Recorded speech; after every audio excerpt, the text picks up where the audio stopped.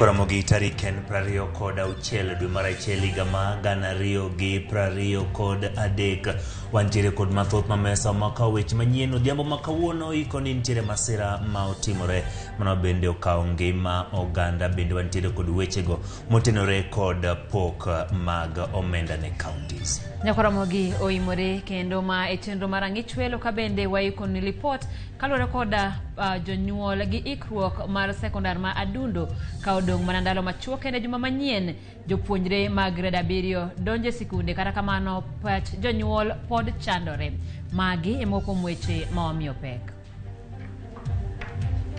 Yule driver alikuwa ameenda mwendo wa kasi sana, spidi kubwa, kwa maana hakuona kuna road sign ya life saver, kumaanisha kuna gari imesimama hapo mbele imeharibika.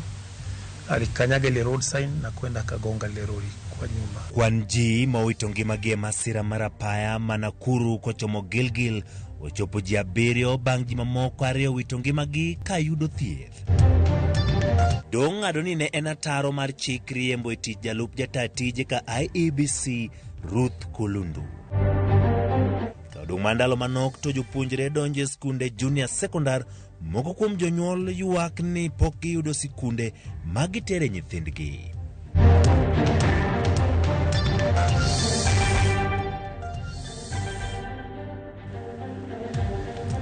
Machiegni kendo Ramogi parni inyalo tudori kodwa e namba wa manari 360. Bende wantiere kanyo koda mbui mag oganda kama oting'o Facebook, oting'o Instagram, oting'o Twitter kachiel koda YouTube. Kendo Ramogi aparo ni wanyalo paro ni ber ma bende nyalo yudo e kinde ma bende koro yudo wakanyo e YouTube kopogore koda kuonde mamoko. Ingeni YouTube en kama ji nyalo kete gik mathoth.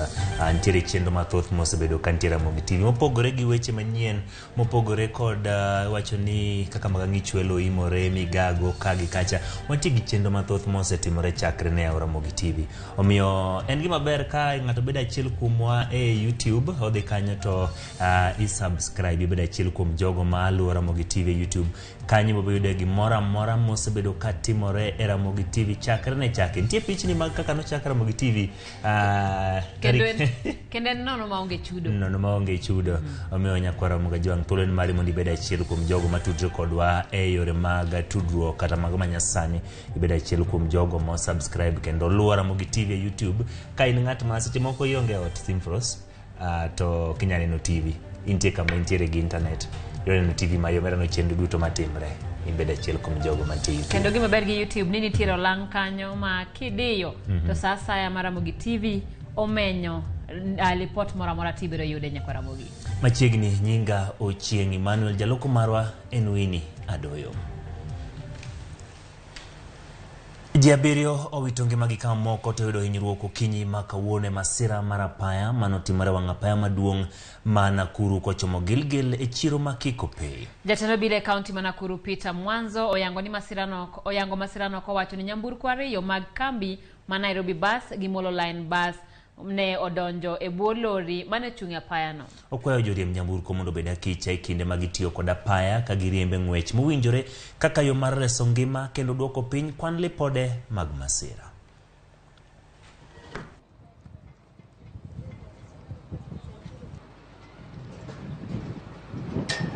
Kuna gari aina la lori ilikuwa limestall, limeharibika, lakini lilikuwa limewekwa kando katika climbing lane. So masaa ya asubuhi kuna magari mawili ya abiria, matatu mbili. Moja wanasema inaitwa Nairobi Airbus Service. Na ya pili ni Molo Line. Molo Line Public Service Vehicle kutoka Nakuru. Zilikuwa zote zinaelekea Nairobi. Kufika pale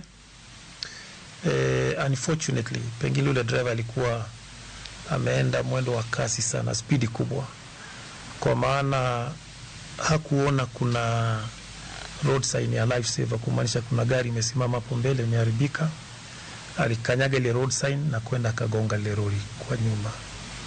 Bahati mbaya matatu ya Molo Line ilikuwa inamfuata nyuma pia, ya kuja ikagonga hii matatu ya Nairobi Airbus Services pia nyuma. Kwa bahati mbaya kuna watu 4 walikufa hapo. na wengine majeruhi wakapelekwa kwa hospitali ambazo ziko hapo karibu. Baadaye kidogo kuna wengine wawili wamekufa wakiwa hospitali. Kwa hivyo idadi ya waliokufa imefika 7. 16 ni majeruhi mabaya zaidi.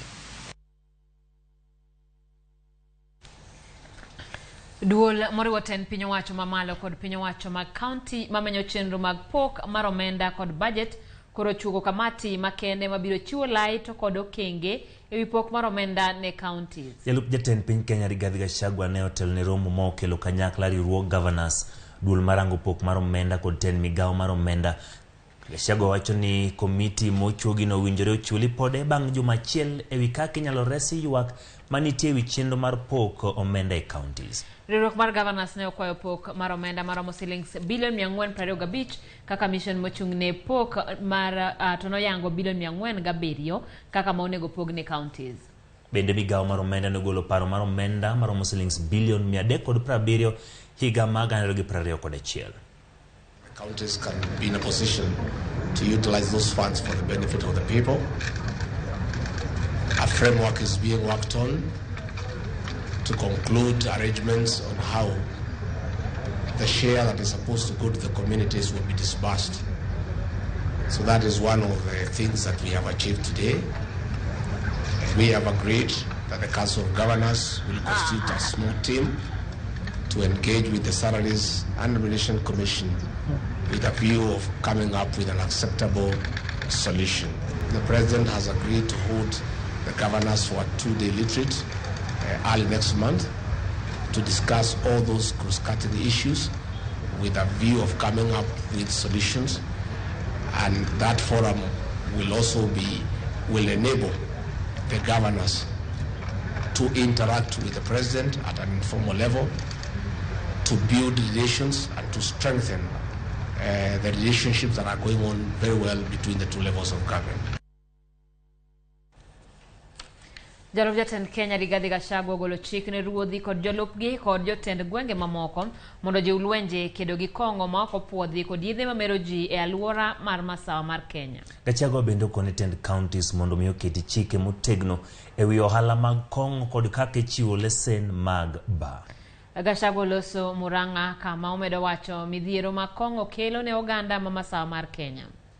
Bende oloso ewi bero sectors mamoko mabiro neno ni jopiny ok donjre kong'o kod yedhe mamero ji.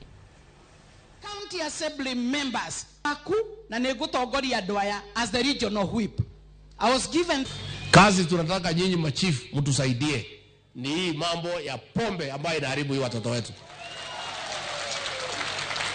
Na mimi nataka niseme nikiwa hapa Murang'a, we shall not accept a situation where our children are being killed by illicit brew when they are chiefs, assistant chiefs, county commissioners and the police.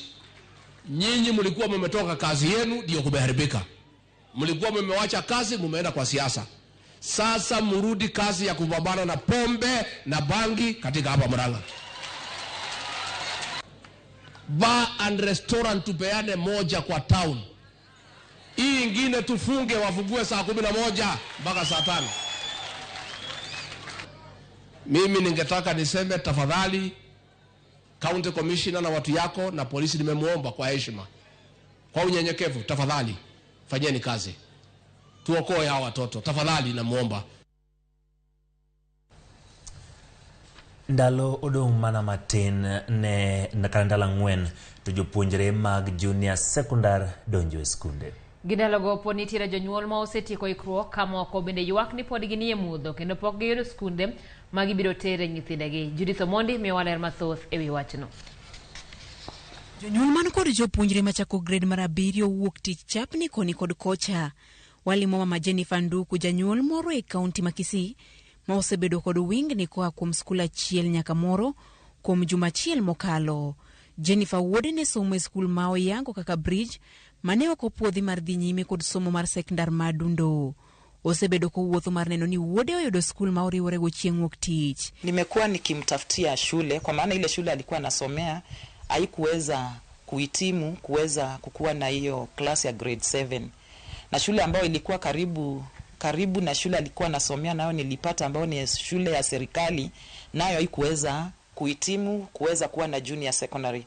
Kwa hivyo ilibidi niende nikamtafutie shule ambao ni sio karibu na mahali tunaishi, ni kama kilomita 5, ambao ataweza kupata nafasi mahali pale.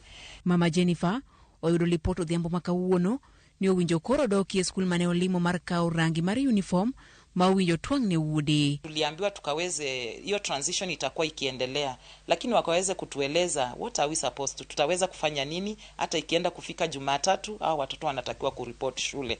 Kwa maana hata ile shule nilienda bado ndio walikuwa wanafikiria juu ya sare za shule, na ndiposa wakaweze kutuambia ni nini itahitajika au watoto wataweza kwenda nayo hiyo siku hiyo ya kufungua shule.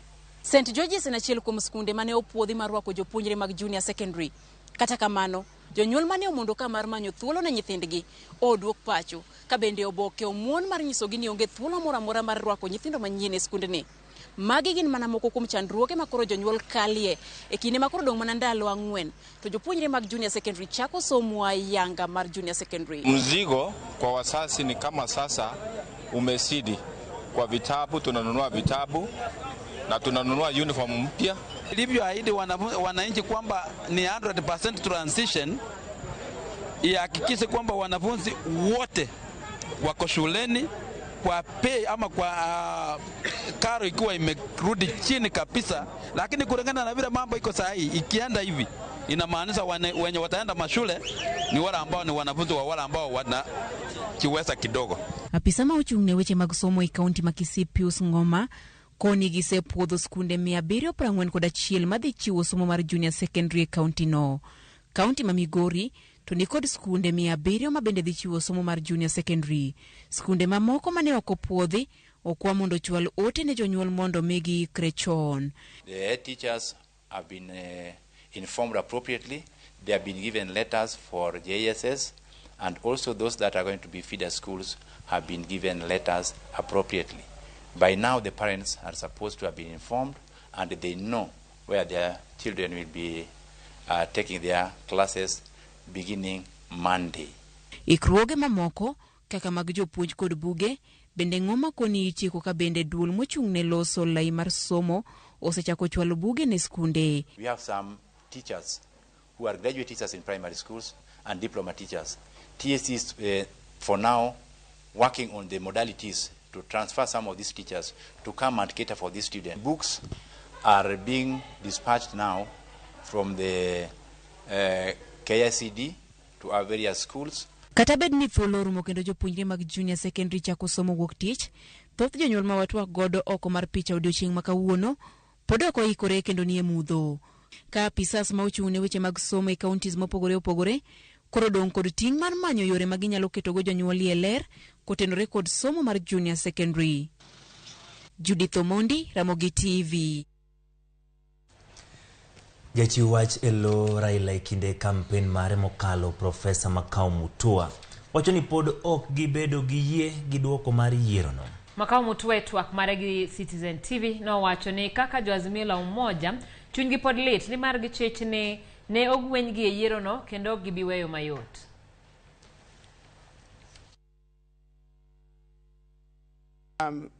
You know, elections are conducted and results are declared. It would be irresponsible on the part of Azimio to accept a result that we think amounts to a usurpation of the voice of the people of Kenya and the vote of the people of Kenya. We believe that this election was stolen, was rigged by UDA, by the IEBC, in cahoots with some international interests that I don't want to name here today. We believe that very strongly, and we have evidence of that, Jeff. If we have evidence of such a thing, what do you want us to do, my brother? Do you just want us to go down and just forget about it? What is our responsibility to the people of this country?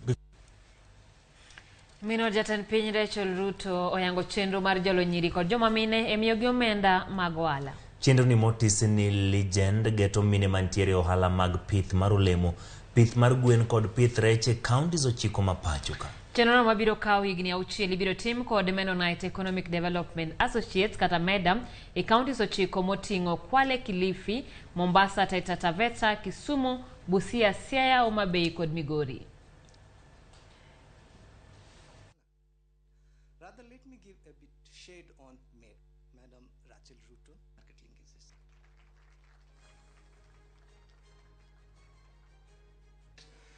We are implementing project for decades with 20,000, 30,000, 50,000 target groups. But this is peanut from a country perspective. So if we can impact system, that can reach scale and impact lives of many farmers. So that's why we're talking about system level impact, and in this process we'll be targeting strategic partners who will be bringing their value proposition, and together we'll be able to make that meaningful changes. I also like to highlight that recently we are just pre-positioning ourselves in line with MEDA's strategic vision, and we have completed our country strategy development. And in this country strategy, we also highlighted 3 system level change that we want to influence. Od bura mar county ma Homa Bay kawuono goyo kogno apisa sadek mane ogwel gi governor mar county no Gladys Wanga e board mochung' ne ndiko jotich e county. Apisa sadego magina Isaya Okoto mane owal gi governor mondo obed jakom board no, Judith Ojuang kod Joseph Oreta kaka jokanyo mag board ne ochopo e nyim komiti mar od bura ma ochung' ne gwelo kama ne odaye dhoggi. Komiti no ma jakom en speaker mar od bura no Julius Gaya koro biro dhi ndiko report margi kaesto giduogo e od bura ne MCS mondo puodhi kata okwedi listino. Speaker Gaya okoni report margi gidhi ndiko mapiyo mondo giduok nyingego e od bura e neno ni chenro mag tijego e board no odhi makare. Wadhi bedo piny mondo ndik report mobiro kelo ne county assembly mondo wuoye ka gikalogi kata gikalgi, but nyaka watim gini mapiyo nikech position ma county public service board gin position ma dwaro ni gin very critical to the running of the county government. So watim gini mapiyo mondo watiek rekordgi omi governor jomanyo tiyogo. Ramogi gi kanyo mabiro kayo yweyo mokwongo, kata kamano kik idhi mabor, pod wantiere kod mathoth moikoni e chenro mar ang'ich welo.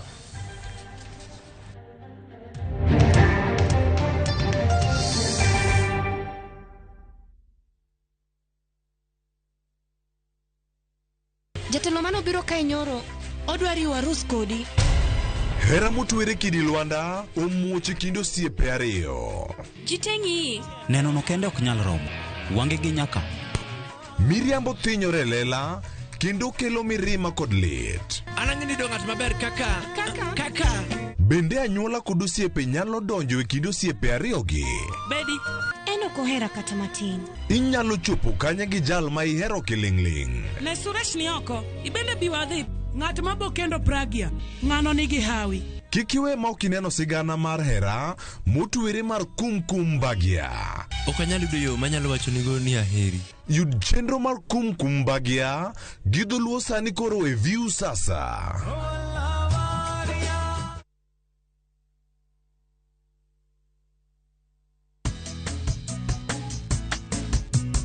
Mimi naitwa Mama Harriet. Mimi natumia Bolt, hakuna kingine.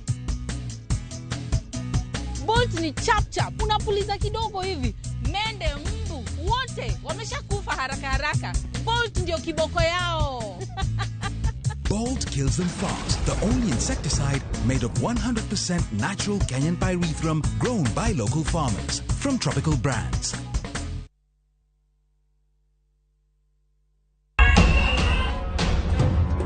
Duond mine oseman.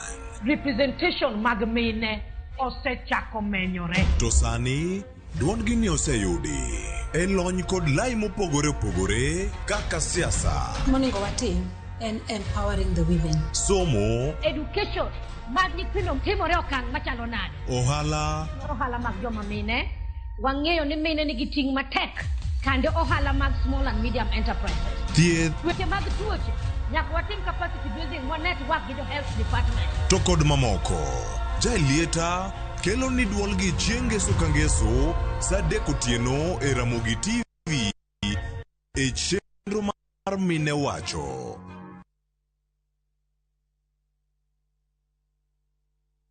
Shinda mameli na Shabiki Jackpot Mbao. Pata bonuses nono from 10 correct predictions. Cheza sasa na Shabiki Jackpot Mbao.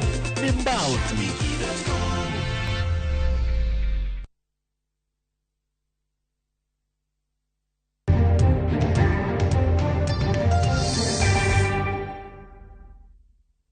Machiegni kendo nyako Ramogi e kineni ma jo Kenya pod dhi nyime gi yuago mosenindo ngire George Magoha mane jatend migawo mar somo. Jogo mane gitiyogo osiepe kod wede mamoko medo chopo mar kuyo kanyakla gi familia mare. Jalup kansela mar mbalariany ma Nairobi Professor Stephen Kiama ne otelo ne jogo mosetiyo kaka jalup chancellor mar mbalariany no kendo gichwalo kuyo margi kanyakla e dala Magoha mani Lavington, Nairobi. Jagoro mar kotu Francis Atuoli bende ne ochopo ka e gwenge mag Geme County ma Siaya bende ikruok dhi nyime ne ik mar owadgi Magoha mosenindo Richard Magoha.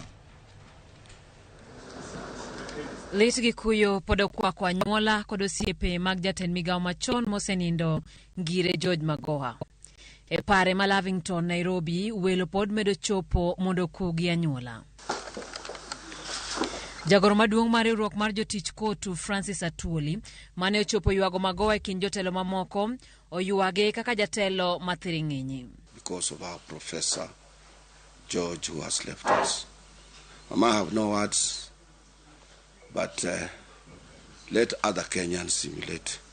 Mzee, one of the things that we as workers will remember him for is that he was not corrupt. He was a serious man, and indeed very serious, because he called me one day and he told me, I don't want your son in my university. There are very few people who can do that. Jalup Chancellor mar mbalariany ma Nairobi ngire Stephen Kiama notelo ne jolup chancellors mag mbalariany no e chopo kuyo gi anyuola mosenindo George Magoha kagi wacho ni lokruok ma Magoha nokele mbalariany no wich okano wilgo. University of Nairobi, kama wantie Faculty of Health Sciences, nogero part mar faculty no, to kendo be notimo research mang'eny kaka prostate cancer. Koro waparo, wabro ng'iyo kaka wabro ndiko book mar rapar, wabro keto symposium, ge conference, wabiro invite ji mang'eny, dakteche mang'eny, jomantie sectors mar higher education, mondo gibi mondo gitim conference kendo gikel papers mondo gibi gitim twak nikech kaka nosekonyo country maduong' ahinya. Koro wapod wabiro timo memory mare. E kinde ni chenro mag ko kare mar yueyo ngire Alex Richard Nyabera ma en owadgi mosenindo George Magoha dhi nyime dala gi mantiere Game County ma Siaya. Kaluwore gi chenro mag anyuola, Nyabera mane otho tarik 6 dwe mar 12 higa mokalo ibiro iki mokwongo chieng' Ngeso jumani kapod ichano chieng' iko mar owadgi ngire George Magoha. Wasetemo mwanyalo kaka wan joma ni ground, wan kod liel manye wagero mar owadwa Nyabera waseiko kendo waseketo tile liel karbur wan go sawa wan tayari makata ka body biro to yudo ka waonge shida mora mora. Kuonde modong' kaka ot maduong' wasetieko, od jatich wasetieko, cho wasegero kendo king'iyo mwalo kacha tineno ka wan kod tent jo catering osebiro giendelea kod shughuli.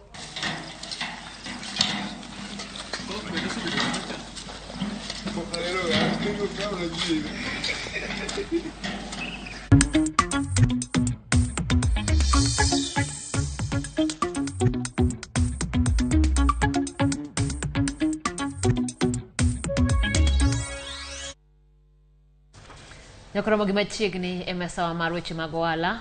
Komiti ma kojolo mar ji 12 mayande chuogi kod tend boma ma Kisumo koro sechako tich ayanga eneno ni chiro mar Uhuru Market ma yudore Jua Kali ochan makare. James Oyuga ma en jakom wacho ni gidwaro ni johala obed kod lwasi makare matimo ohala kendo mondo chiro no ma osebedo kapong' oyud jonyiepo. Tend City wacho ni gin kod geno ni kamati no dhi tayo chiro maber eneno ni weche taya, pi, arita kwe olos makare.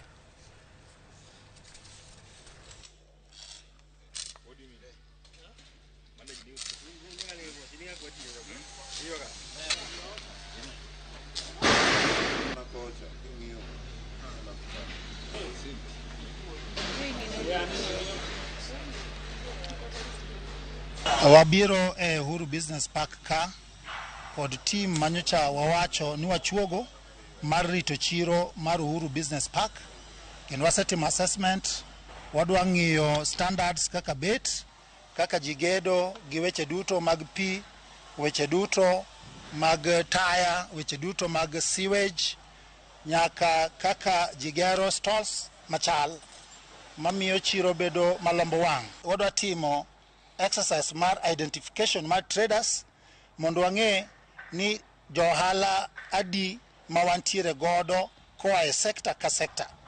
Kendo wadwa timo confirmation machal kamano mondo mi ng'ato ka ng'ato ma en johala wabiro miyo badge madonjo go e chiro ka mondo warit security. Wauru bet oko. Johala mantie madwa noloko ohala e yo makare mondo yie obi odonje chiro mondo chiro chakre. Kik ng'ato dong' chien. Joma nyocha pok oyudo mano kelo nyinggi kaka jakom abiro chung'e, adwa na make sure ni traders mantie Kisumu County, johala matindo tindo mondo gibi mondo giyud kuonde ma ginyalo loke ohala. Ka wabiro ka wante e sectors mopogore opogore, Nyamlori, Garissa Lodge, Apindi Street, mwabede e Uhuru Market ka wante, to ohala dhi bedo maber. Onge buok moro mwabiro bedo godo ni ohala dhi chapni nikech ji te dhi biro karka. Mana ka jomoko dong' eka wanyalo bedo gi shida. Wadhi e county ma Kilifi, kabende Kilifi en achiel kuom counties ma oro thoro nyoro. Kinde ka kinde jodak ma Kilifi jogeno chiemb kony ka midhiero mar oro okwako piny. Kata kamano, riwruok mar jopur madirom 200 e alwora ma Chakama temo loko sigana mar kech ka koro gikuoyo pi e puothegi kendo ginyago oduma kod rabolo kata chieng' kech. Rei Polo miyo waler. Lope ma Magarini e kaunti ma Kilifi osebedo ka tek kendo liet nikech oro. Kata kamano, japur ma Chakama oketo sinani mar loko lowo machal buru mondo bed puodho minyalo pidhie cham. Idadi ya wakulima kwa sasa haipungui takriban wakulima 420 ambao wamejisajili. Giriwore e grube ma giyudo e tiegruok kod gige pur makonyogi kuoyo pi e puothe malachgi romo eka 500. Kulima huku ni wa unyunyuziaji wa maji, na kuna changamoto kupata hiyo mashine ya kupampu maji wa tunatoa mtoni kuleta kwa shamba. Sasa kuna changamoto hiyo mashine kupata, kama hauna unatafuta unakodisha. Mashine huwa tunakomboa na 300. Kuna pipes pia hizi za kujoin kufika kwa shamba, kuna 200 pia unalipa kwa mwenye pipe, unazibeba unaleta, alafu kuweka maji ekari moja unaweza tumia kama lita 9 hivi. Lita 9 ya petroli. Purpek omiyo jopur onyuako teko e riwruogi mong'ere kaka Chakama Gaba Farmers Association. Kokale grubegi giseywayo kony koa kuom bad migawo mochung' ne chenro mag dongruok e alwora ma Nam Chumbi mong'ere kaka CDA. Wametuwekea line kutoka mtoni, kwa maana mtoni ni mbali sana na mashambani. Sasa wametuletea msaada, tunawashukuru. Wametuletea msaada wa pipe mpaka kuna wametuwekea tea kwenye mashamba zetu ili tusisumbuke sana na mambo ya pipe. Sasa pipe zenye tunasumbuka ni kidogo tu kutoka hapo kwa tea mpaka kwa shamba. Kama shamba yako kidogo iko mbali ndio utapata changamoto, utatafuta pipe nyingi, lakini kama umebahatika iko katikati hiyo tea usumbuki sana, lakini ukulima uko na faida. Nilipokuwa bado sijaanza mambo na kulima, ilikuwa maisha nayaona yanaenda ndivyo sivyo. Lakini kwa sasa ndivyo nilianza mambo na ukulima. Sasa hii maisha yanabadilika kwa sababu mara ya kwanza nilipovuna nilipata pesa, nikachukua pesa nikaweka kwa shamba tena, ndio nikaanza tena kulima tena. Sasa hii nimeenda mbele zaidi kupita huko nyuma. Puothegi tinde pidhogi. Naweza uza kama mahindi nikapata kama 50,000, 30,000 hapo. Alafu kuna zile zingine zikikauka napeleka chakula nyumbani. Kokalo kuom tudruok kod bad migawo mar CDA, jopur orwako kony mar masinde mag kuoyo pi e puothe, masinde mating'o yot kendo maginyalo sedogo e lwedo. Gigeno ni chenro mar kuoyo ne cham pi mane gichako higni 8 mokalo biro miyo ginyago cham maginyalo uso e counties mamoko. The bottom line is we need to invest in water to increase productivity so that next time we'll be able to have relief food coming from this side, not even importing from other countries. Gigeno ni nengo mauta magitiyogo kod gige pur mamoko biro fong'ore mondo giyar badgi kaka owinjore. Ray Polo, Ramogi TV. Kapod wantiere kadhoadh nam chumbi, sekta mar limbe kadhoadh nam chumbi ne ogoje kodichieng' kawuono kalure gi meli mar adhai mane ogoyo wath ma Mombasa gi welo mohingo 800. Ne en morne jogo manie sekta mar limbe makonie thuolo mar ndalo 6 ma welogo biro bede pachoka yudo biro miyo sekta no ero oyudo mena mathoth kachiel kod mar ohala biro medore. Joja oko nigi ler mathoth kowuok Mombasa. Meli mar adhai moting'o welo midendo ni World Odyssey ne omolo e wath ma Mombasa.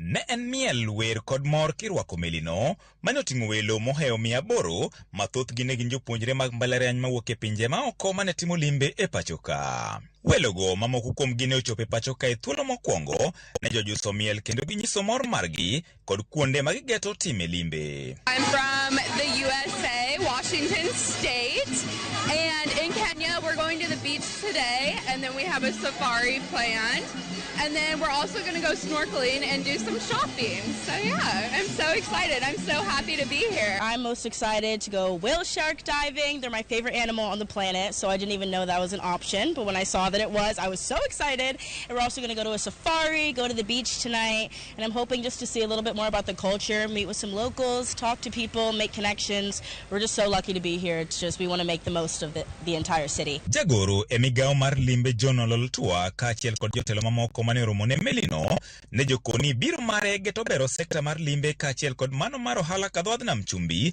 e thuolo mar ndalo 6 ma melino biro goyo tach kadhoadh nam chumbi. Cruise ship hii imebeba especially wale young people kutoka sehemu mbalimbali ya ulimwengu, na wamekuja ili waweze kuwa pamoja na Wakenya kwa upande ya masomo na kwa upande ya utalii. It is a semester in the sea, so students on board here 620 are on a semester. The ship came from Mumbai and from Mombasa it's headed to Jordan, and therefore then this is an experience. Is going to stay here for 6 days. Gikoni arita masani ojiw e nama taro marakore gi achudhe mag nam omiyo kwan meli mating'o welo omedore e pachoka. Kuna mambo ambayo tunafanya ili tuweze kuongeza namba ya watalii kutoka nchi za nje na kutoka Kenya. Jambo la kwanza tulisema tunafanya kitu inaitwa marketing, ama kujaribu kujulisha ulimwengu yale ambayo tuko naye. Tunashukuru kwamba wanaendelea kuja na wamesema pia wana mipango kuendelea kuja kama cruise ship. Chakre Disemba higa mokalo, meli adek makamago osegoyo wath ma Mombasa, kendo sekta mar limbe geno yudo meli machielo e chakruok mar dwe mar 2 higani. We're looking forward to more of these vessels. We expect to have another one in February this year coming in the port. We had 2 so far. We had one in November, and then also another one came over the Christmas day last year in December. So with all these efforts, we are sure that Kenya will become a hub in terms of cruise tourism. E thuolo mar jumachiel ma welogi nitiere pachoka, jogo manie sekta mar limbe kachiel kod mago mag ohala ni kod geno ni uchumi biro berore malich mokalo kadhoadh nam chumbi. George Aoko, Ramogi TV, Mombasa.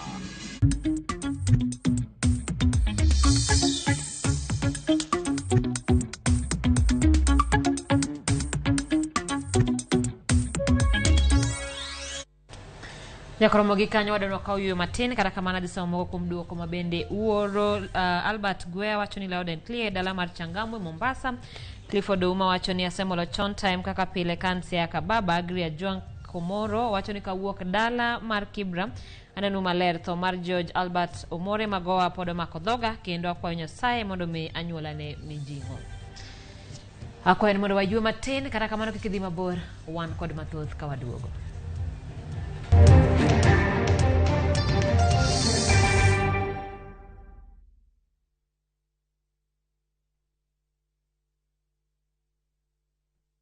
Enjoy our fresh new content on View Sasa. Ayo! Kama msachi hoteli yeye. Nera. Drama. Have you told them about your marriage? I'm gonna send my flying kiss to you. Romance. I love you so much. Comedy. Look at this one.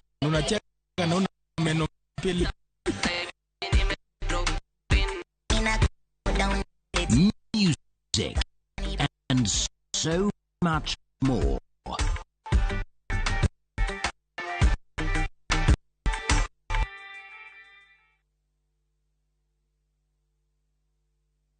Pinyo wacho ma Homa Bay County kokalo kuom Honorable Gladys Wanga diher lando ne ng'ata man kod gope mag nyinyo ma ichulo ewi mwandu kod lope ni oruchnegi oko gopegi kod atamalo 100 e kind tarik 30 Januari nyaka tarik 28 Februari. Pinyo wacho ma Homa Bay timo chudo magi e yor lony manyasani. Kuom mano tim chudo mari kokalo M-Pesa paybill number ma en 0434 County name Homa Bay County Revenue Collection. Mondo ing'e chal mar gope mowinjore ichul, lima PC mar sub county mochung' ne lope gi slip mar bengi mondo mi receipt mopuodhi bang' ka itieko chudo mari. Wachuduru e seche mowinjore mondo wakony dongruok mar county marwa ma en 04 Jenge Homa Bay.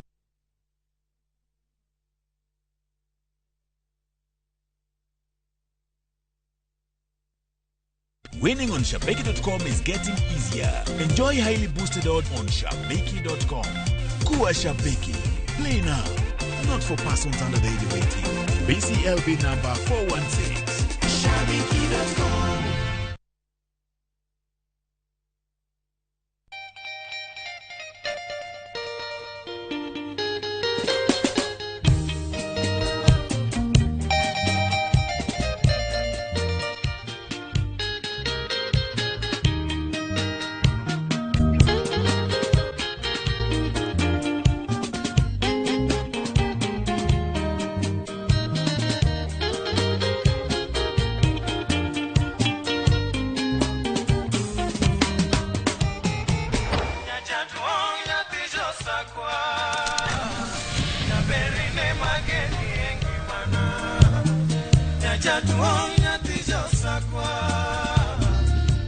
Radio Ramogi, Cartoon Jaluo.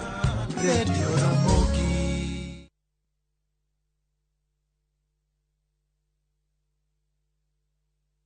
My family is blessed. My children are blessed.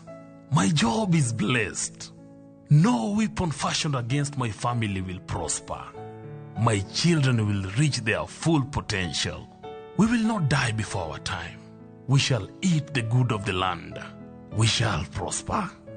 Diseases are not our portion. Good health is our portion.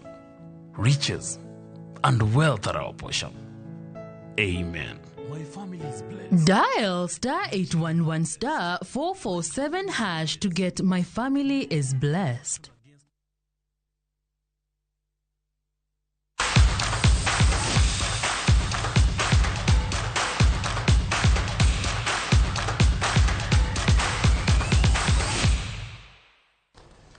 Machiegni nyakwaro mgaji wang' madhie papa timba dhula mar Kisumu All Stars ogolo kwayo mar kony mar omenda mabiro konyogi chopo kare tuke gi duto.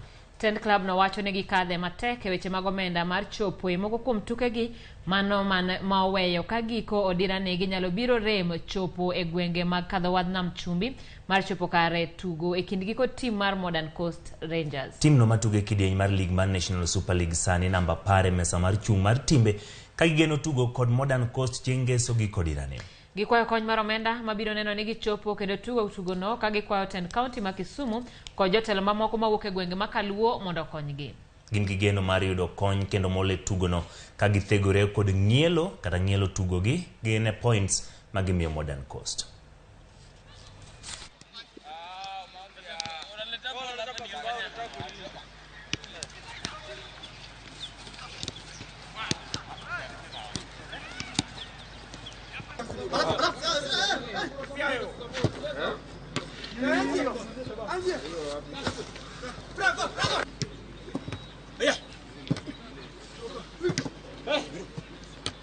En kwayo wa makende kuom jotendwa kod johera ma mpira mondo konywa kwanyalo wuok kata kawuono godhiambo to kata kolewo tich abich gokinyi mondo water team mar Kisumu All Stars ma ji ohero mondo odhi ogo opira ma Mombasa. Agno bedo wich kuot maduong' ka team ma Kisumu mangima golo gimiluongo ni walkout kata walk over e opira.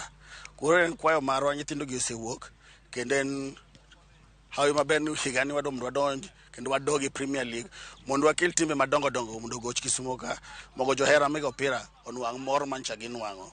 Koro en kwayo makende johera ma mpira ma Kisumu kochakre kuom governor marwa konywa uru mondo Kisumu All Stars odhi otug Mombasa tarik 28.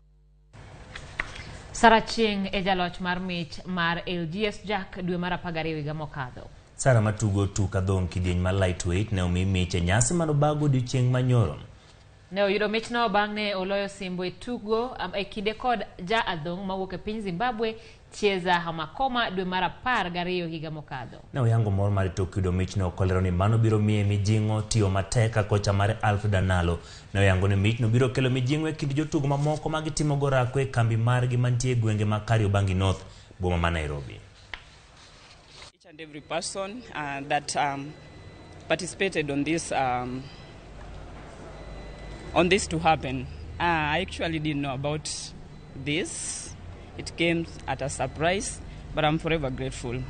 Kitu ya kwanza nashukuru sana kwa mpango na acknowledgement, junior upliftment kwake, na pia mimi inanipatia motivation pia kutrain wengine, na at least kazi yetu haiko in vain na kuna watu wanaiona na wana acknowledge. William Baka jatugo mar timba goko mar Kenya Shujaa olando biro ng'awo Weche kata dhi rutaya tok piem mar Sydney Sevens machakore ayanga odiochieng' makiny. Mbaka ma jegni 34 osebedo e Shujaa koloyo Simbo mathoth kendo bedo siro duoko makare ma Shujaa nobedo go e kinde mokadho. Kenya biro bedo pool B kamoro achiel gi New Zealand, South Africa kod Uruguay e piem mag Sydney Sevens. Tukgi mokwongo biro tugo saa 1:05 okinyi makiny.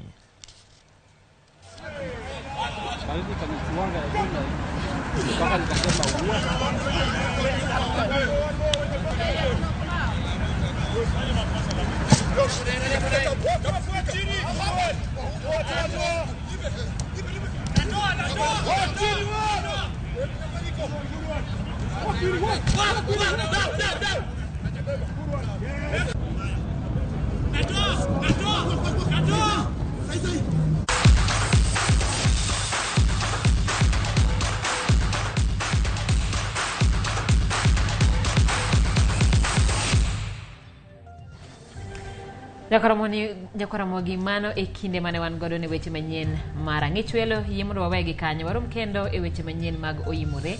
Nyinga Simfroz Okinda. Nyinga Ochieng' Emmanuel jaloko marwa ne en Winnie Adoyo.